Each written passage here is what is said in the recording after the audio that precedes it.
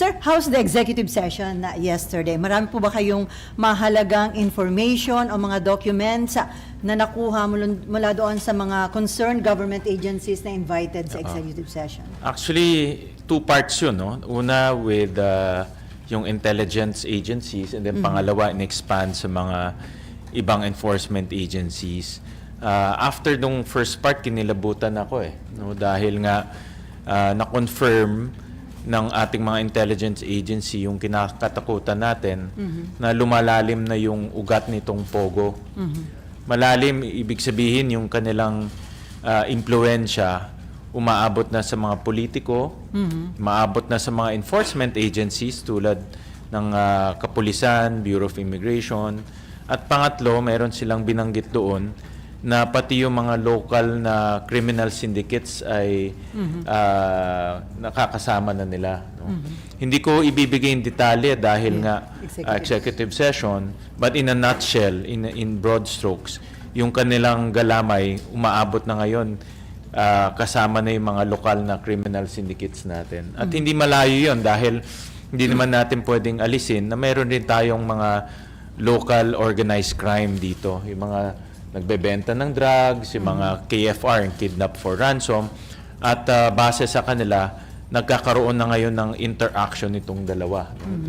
Nakakatakot to dahil pera ng mga foreign criminal syndicates, pumupunta na dito, pinupondohan nila yung local criminal syndicates. Kaya nagsasanib puwersa na itong mga masasamang elemento. So sir, sinabi niyo nakakakilabot, lumalalim na yung inaabot nga nitong sa Pogo. So, conforme ka po ba doon sa suggestion na ideklara na national security threat itong Pogo? Actually, yun rin yung aking suggestion sa NSC, sa National Security Council, na iakyat na ito sa presidente, sa ating Pangulo, dahil ang chairman ng National Security Council ay ang ating Pangulo.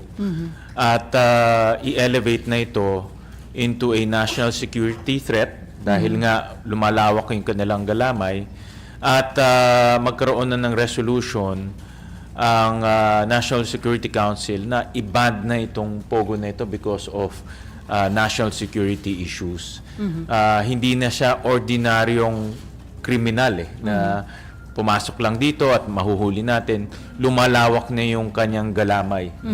At ang kinakatakutan ko, baka umabot sa punto na hindi na natin makokontrol itong mga ito, sila na ang kokontrol sa gobyerno natin. No? Kasi may mga tao na silang binabayaran. Any commitment from the NSC na gagawan sila ng resolution, sir? Nag-commit yung representative kahapon na ilalahad nito o i-bring up nito sa national security meeting nila dahil siya rin mismo conforme siya na ito ay isang national security threat. Kaya actually lahat kahapon, no? Ang maganda kasi si Senator Risa, tinanong niya isa-isa at lahat, of course Puera Pagcor, pero lahat conforme na ito ay national security threat at walang mabuting idinudulot para sa ating bayan. Pagdating naman po dun kay suspended Mayor Alice Guo, dun po ba sa mga information na nag-gather nyo yesterday, na-establish po ba yung kanyang connection dun sa ni-raid na Pogo Hub sa Banbantarlac? Again, no, without going into the details, pero lumalabas na merong konkretong ebidensya na may link siya sa mga criminal syndicates na nag-organize nitong Pogo sa Bamban. So meron siyang link dito sa mga organized crime. At in fact, meron ding mga information na siya mismo gumagalaw para magkaroon ng connection sa iba't ibang mga ahensya. Again, hindi ko na madidetalye, pero base sa briefing namin kahapon sa executive session, siya mismo may active participation na mabuo yung kanyang connection sa iba't ibang ahensya. So mahirapan ba si Mayor Guo sa sinasabi niya na patutunayan niya na inosente siya at lilinisin niya yung kanyang pangalan on this matter? Karapatan niya yun, na patunayan na inosente siya. Pero para sa akin, malinaw kasi yung mga dokumento, Sally. Yung letter of no objection, nakapangalan sa kanya. Yung application ng Hongsheng, nakapangalan sa kanya. yung building permit, siya ang applicant. Lahat ng mga iba't ibang permit, siya yung applicant. Yung baufulan, siya yung may-ari. So lahat ng dokumento nakaturo sa kanya. No?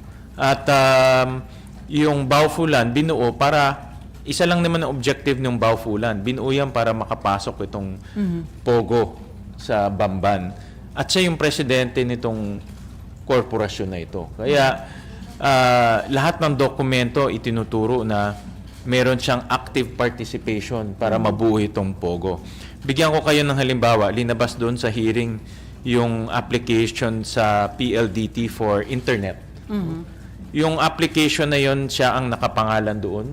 So ibig sabihin, itong internet kasi mag-a-apply ka para sa Pogo eh. No, hindi to nakita ko yung bill 120,000 per month kasi nga high capacity line, no? Tawag nila lease line.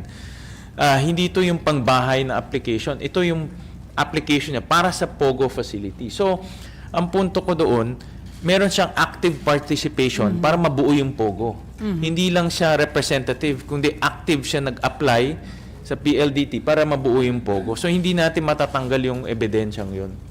So, dahil nga kiniklaim na innocent daw siya, ngayon po nag-file ng motion for reconsideration sa Office of the Ombudsman, yung abogado ni Mayor Guo, para daw i-lift yung preventive suspension issued by the Office of the Ombudsman. Sa tingin nyo, hindi ito mapagbibigay? Delikado yan. Delikado na ma-lift yung preventive suspension dahil gusto natin pati yung mga nagtatrabaho sa municipal hall ng Banban magsalita. No? Siyempre, kung mayor ka, matatakot yung mga nagtatrabaho doon na magsalita.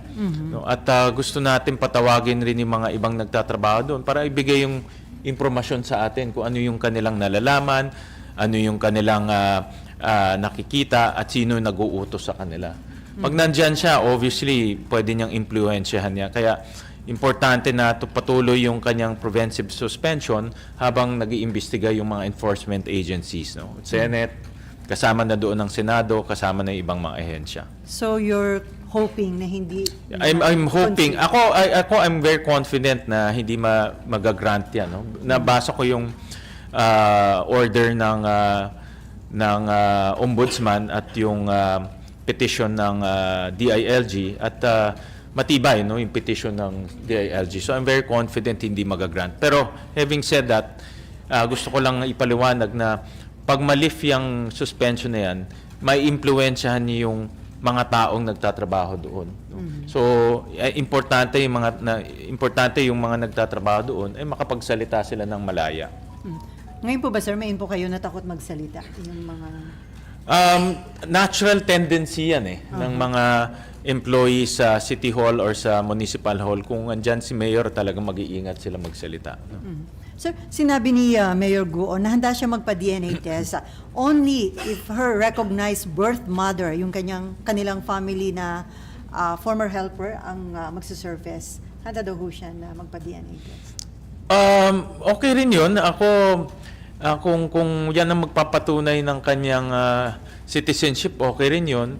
Pero sa mga narinig ko at sa mga impormasyon na aking nakalap, na itong si Wen Yi, ang pinapakilala niya na biological mother niya. No? Marami akong nakausap na mga taga-Valenzuela at taga-labas na rin yung mga naging kanegosyo nila o naging nakahalubilo nila na pinapakilala itong si Wen Yi na nanay niya. No? Yun ang narinig kong information. Kaya ang aking hamon sa kanya at kay Wen Yi, magpa-DNA test sila ng transparent.